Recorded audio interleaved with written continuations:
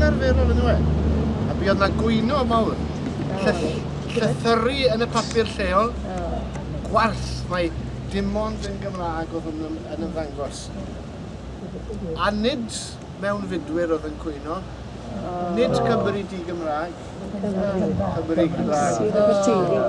Nodweddiadol o teulu'r cesti. Ie, mae wir. Rhanwch chi'n iawn. Mae wirioneddol. Ie, anagol yn yw e. Mae yna rhyw lun ar esboniad yn Saesneg fyna. Ond mae'r tywydd yn sefyll ar erydu yn cymryd drosodd yna.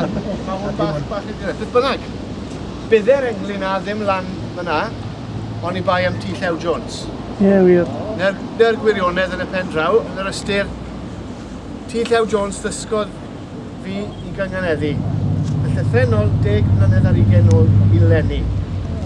Ond o'n i'n 17 mlwydd oed, mi esi i gyfres o wersi gyda Llew, oedd e'n cynnal nhw yn y coleg addysg bellach. Ddim yn rhyw le romantis na hanesyddol na dim byd, stafell ddosbarth oedd hi. Ac dwi'n gweud mi esi na, esi ddim yn o'n wirfodd, oedd yn had yn meddwl y bydde fe'n syniad da. Ac pan oedd yn had yn meddwl bod pethau'n syniadau da, when nhw'n digwydd yn o'n oedd ddim rhaid i chi gytuno gyda daioni'r syniad. Ac mi esi. Ac i bob bwrpas mynd yn ei gysgod nes i, oedd wedi mynd i gyfres o wersi na Llew y flwyddyn cyn ni.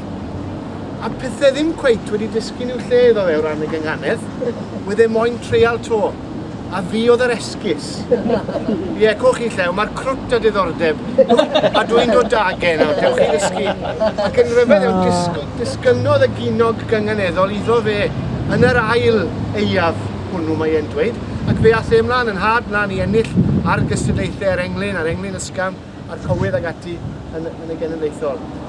Alla i ddim gweud, reit, bod mynd i wersi gyda Llew fel rhyw eiliad ar ffordd Damascus. Alla i'n weid chymod ar y pryd, o'n i'n meddwl, dyma hi nawr, dwi wedi deall beth sy'n fod, beth fydda i, beth yw nyfodol i. Ond nes i mwynhau, a dwi'n gwybod bod fi wedi, bod y peth wedi clicio leia. O'n i'n gwybod yr acen yw'r gair mawr gyda'r cyngor. O'n i'n deall beth oedd yr acen mewn llinell ac mewn gair. A dwi'n mor ffodus bod i wedi mynd, achos oedd pethau eraill yn cymryd ymryd i yn 17 mlwydd oed, fel allwch chi ddychmygu. Do'n nhw ddim yn ymwneud â barddoniaeth. Diolch i'r drefen, ynddo fe? 17 mi ddylsech chi fod yn ymhel â pethau eraill. A wyn i yn ymhel â nhw, ar y teg i fi. Achos mae'n bwysig i feirdd i magu profiad, ynddo fe? Profiad byw, profiad bywyd.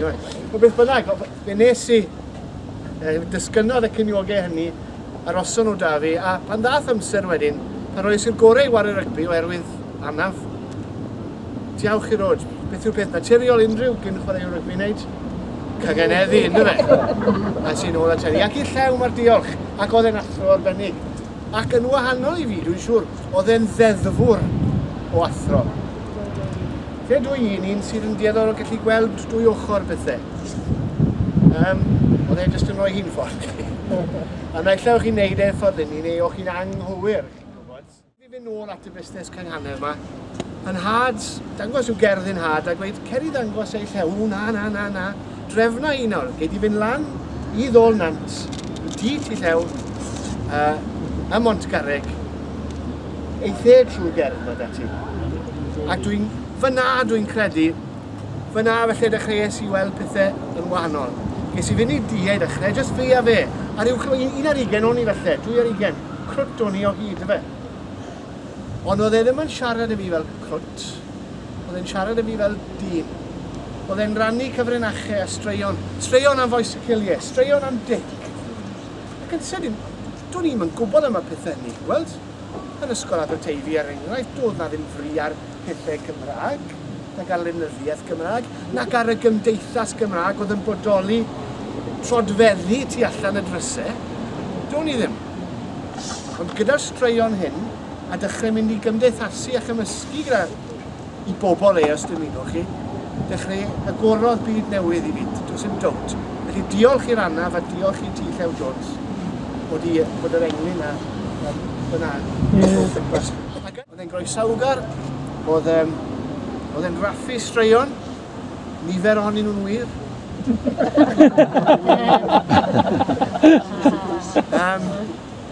Oedd e'n gwmniwr ac oedd e'n dangos diddordeb.